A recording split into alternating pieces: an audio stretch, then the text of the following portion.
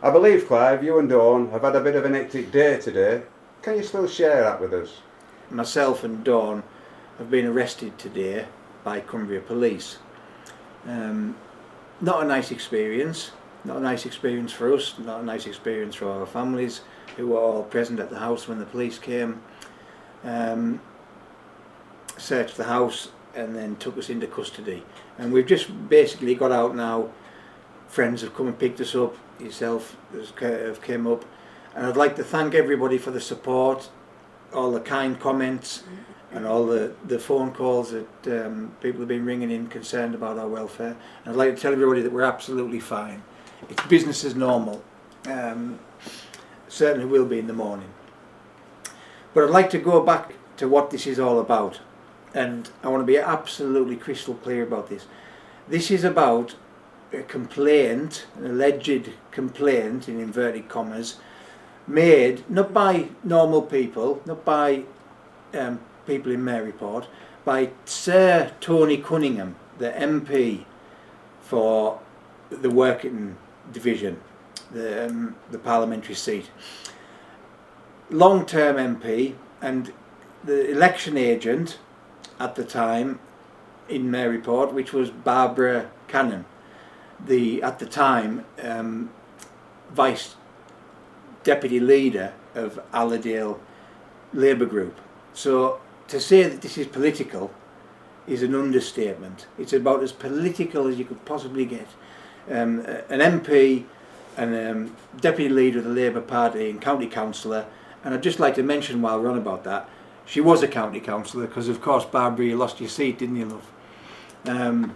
But anyways, obviously the public in Moor Close think Barbara used to be a county councillor for.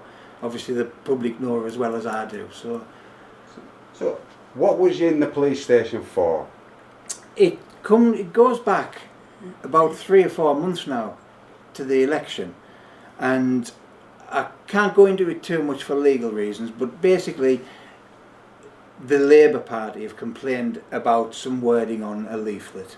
Now, if we get charged, and that's not entirely certain yet, but I think might be a done deal the way the CPS work these days, because they're political as well.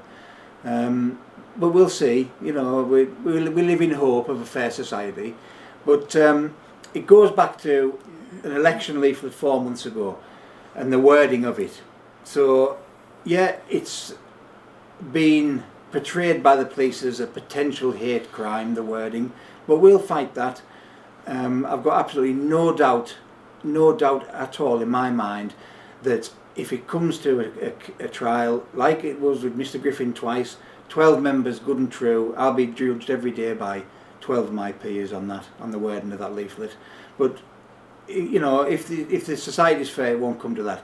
But what I want to touch on is why I think I've been arrested today and why I think Dawn's been arrested today. And it's not because of a leaflet, let me tell you. The real crime in Maryport, there was crimes in Maryport, there's been quite a few crimes in Maryport, not committed by us, committed by the Labour Party. One's election fraud, by the election run that was run by the Labour Council, and that's gone to the High Courts of Justice. Now I've made police complaints about that, and surprise surprise, I'm still waiting for the police to come back to me on that. But we're going to keep pushing on that. Now recently, what I think's brought us in direct contact with the police today is we've been pushing again for justice in Maryport, and again regular viewers might remember that there was incidents with another county councillor, another of the Labour group leaders in Maryport, Carney Holmes, who we've got videoed there, absolutely disgraceful, shouting and screaming at the cenotaph against Dawn and Mr. Griffin. After that, the British National Party wreaths were stolen and the cenotaph desecrated. Now, at the time we didn't have any evidence of who done that, we had suspicions, but on Monday night, sorry, was it Monday? Monday the meeting, yeah. Monday night, Dawn gave me a ring and said that a very interesting agenda point had come up, and I should go and see what it was about. And it was a letter that was sent in by the Royal Naval Association, and some of their people had actually witnessed a councillor, a Maryport councillor, and let me tell you, it wasn't Dawn Charlton, had returned to the cenotaph and removed the wreaths, stolen the wreaths, and the Naval Association were absolutely disgusted, and they officially wrote to Maryport Town Council demanding that the council took action, brought the guilty councillor out, dealt with them, and they wanted assurances it wouldn't happen again. Really bad form. And they actually said in the letter, if children had done it, it'd be vandalism, and you know, if a town council has done it, what is that about? What kind of precedent does that set? It's an absolute outrage. So what did the Labour Party do? As ever, they tried to suppress it. Luckily I was at that public meeting, not in any capacity, just as a citizen. I was at that meeting, and Peter Kendall, the ex-mayor, who's been implicated by some in the theft, tried to suppress the letter from the Naval Association and said it was going to be done, the press were going to be removed, the public were going to be removed, and they were going to deal with it behind closed doors. Well, I stood up. Dawn insisted it was dealt with then, because Dawn sits on that town council. They wouldn't do it. So I physically took that letter from that room, from that public meeting where it was openly displayed, and published the letter. And more than that, me and Dawn went last night to the local police station and filed charges of theft against a member of the Maryport Town Council. And when I got a call this morning saying the police were at my house and they needed to speak to me, I genuinely thought it must have been about the theft of the wreath. And to come home to, you know, the full search squad, the full heavies, you know, and over a complaint by the Labour Party, by Tony Cunningham and by Barbara Cannon, I just think it's beyond the pale. And I think the timing of it is just so blatant, it isn't even funny. So you think that the Labour Party have been to the police station and complaining about you when you've been complaining about them? We've been complaining about them for the last 3 or 4 months, for theft, for desecration of the cenotaph, for election fraud. I've filed physical written statements against these criminals, and because we're pushing, and we will keep pushing, they're pushing back. You've got Sir Tony Cunningham there, and the deputy leader of the Labour Party, filing charges, spurious charges, about wording of a leaflet months ago. And for them to come and arrest us this morning, it's more than a coincidence. It's my genuine belief that they're here to give us something else to do rather than look for justice in Maryport.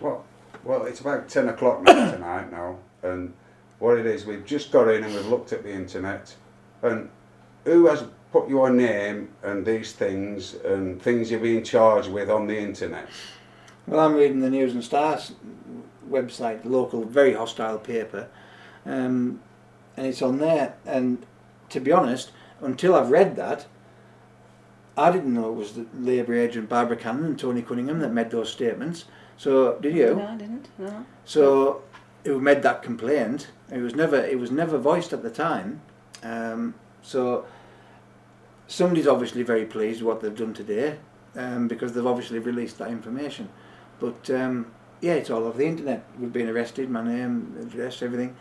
But this nonsense,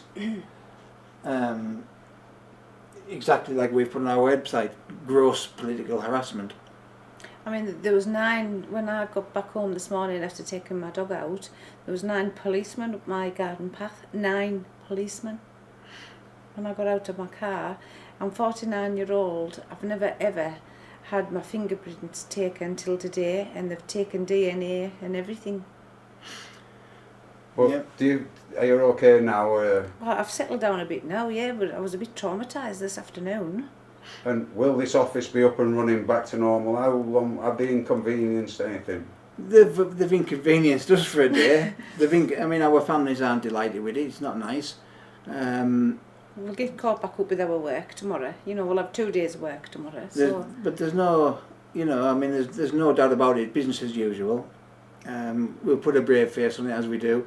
It's, dare I say it, it's par for the course when you're fighting for the truth in things. It seems to be a double-edged sword, truth, doesn't it? Because the questers for truth end up as targets, don't they? And that's what they're trying to do. They're trying to silence us locally. I can imagine it. Character assassination, everything will follow. You know what I mean? They're going to try and shut us up, but that's not going to happen. Right. Well, I won't keep you longer from your families tonight. Thanks for the interview.